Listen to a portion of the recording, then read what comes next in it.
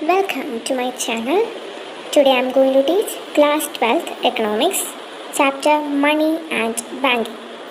Today in this video I am going to teach about barter system, money, kinds of money, bank money, measures of money supply, high powered money and liquidity trap.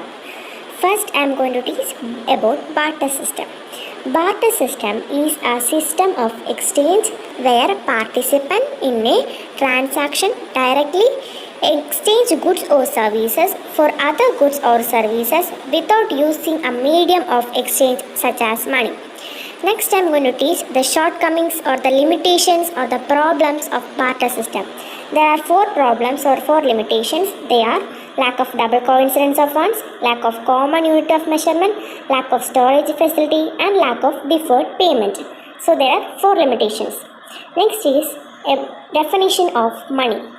Money, anything that is universally accepted and which can be used as a medium of exchange or usable for undertaking transactions is called money. Next is functions of money. There are 4 functions, that is medium of exchange, unit of value or account, store of value and standard of deferred payment. Next is kinds of money. Money. Kinds of money are two kinds are there, legal tender money and non-legal tender money. First is legal tender money or flat money.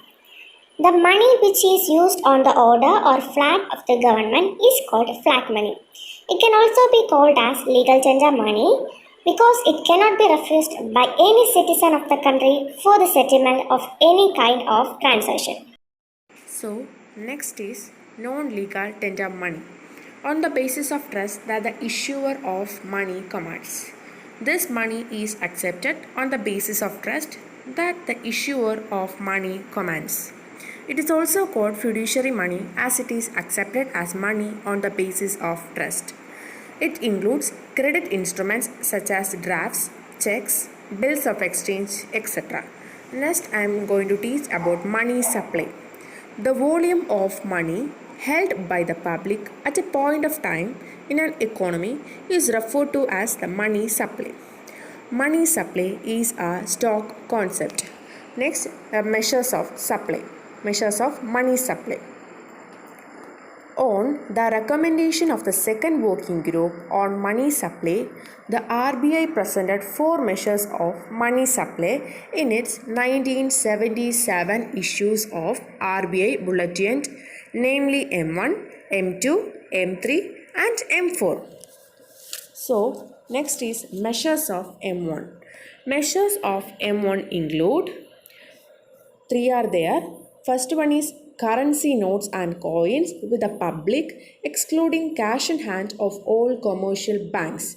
C refers to currency.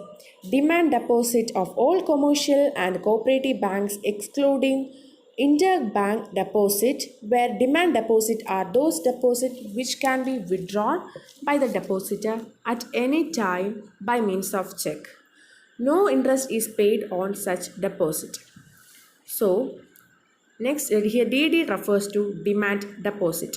Next C, other deposit with RBI. OD refers to other deposit. So here the equation is M1 minus C plus DD plus OD, where other deposit are the deposit held by the RBI of all economic units except the government and banks.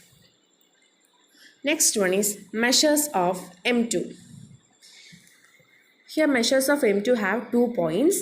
M1, that is C plus DD plus OD. Next one is post office saving deposit. These are the 2 points of measures of M2.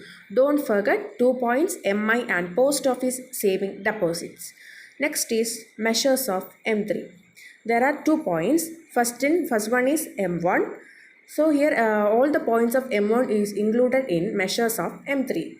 Next point is time deposit of all commercial and cooperative banks, where time deposit are the deposit that cannot be withdrawn before the expiry of the stipulated time for which deposits are made. Fixed deposit is also called time deposit. Next one is measures of M4. It includes 3 points M3. That means all the points of M3 are included in the M4. Next point, total deposit with the post office savings organization excluding national savings certificate. Next point is high powered money. It is the money produced by the RBI and the government. It consists of two things, currency and the cash reserves with the banks. The currency is held by the public.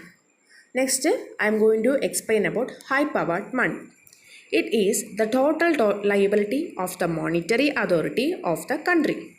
This is also called the monetary base and is created by the RBI. It includes currency deposits with the government and reserves of commercial banks with the RBI.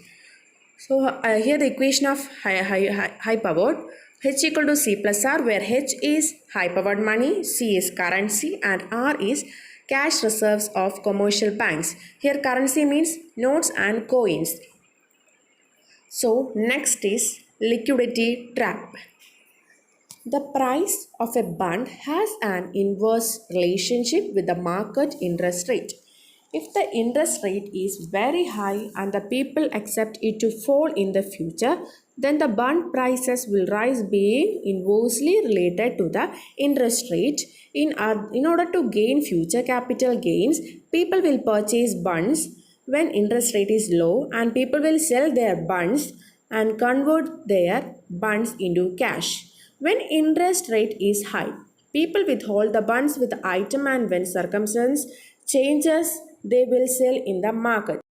So the asset is holded for some time. Economists called it a situation of liquidity trap because expansion in money supply gets trapped in the sphere of liquidity trap. So these are the points of liquidity trap. Thank you for watching my video. Please like and share. Please subscribe my channel.